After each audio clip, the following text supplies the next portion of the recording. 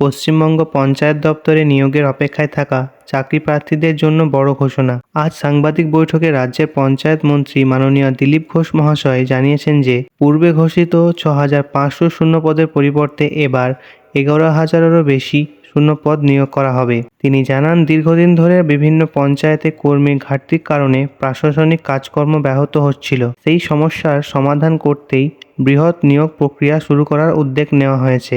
বর্তমানে পঞ্চায়েত ব্যবস্থার ৩টি স্তর মিলিয়ে মোট ১১,১৫৪টি শূন্যপদ রয়েছে। এর মধ্যে গ্রাম পঞ্চায়েতে ৯,৯৩৬টি, পঞ্চায়েত সমিতিতে ৬৬০টি এবং জেলা পরিষদে ৫৫৮টি শূন্যপদ রয়েছে।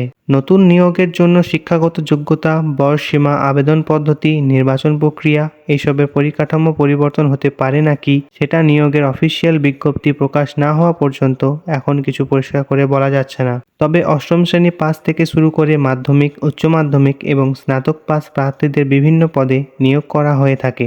অর্থাৎ বিভিন্ন শিক্ষাগত যোগ্যতার চাকরি প্রার্থীদের জন্য এখানে আলাদা আলাদা পদ রয়েছে। যারা পশ্চিমবঙ্গ পঞ্চায়েত নিয়োগের জন্য অপেক্ষা করছেন তাদের এখন থেকে প্রস্তুতি শুরু করে দেওয়া উচিত। নিয়োগ সংক্রান্ত কোনো নতুন বিজ্ঞপ্তি বা গুরুত্বপূর্ণ তথ্য প্রকাশিত হলে সেই আপডেট আপনাদের কাছে দ্রুততম সময়ে পৌঁছে দেওয়ার চেষ্টা করব। সেই জন্য চ্যানেলটাকে সাবস্ক্রাইব করে যুক্ত থাকুন।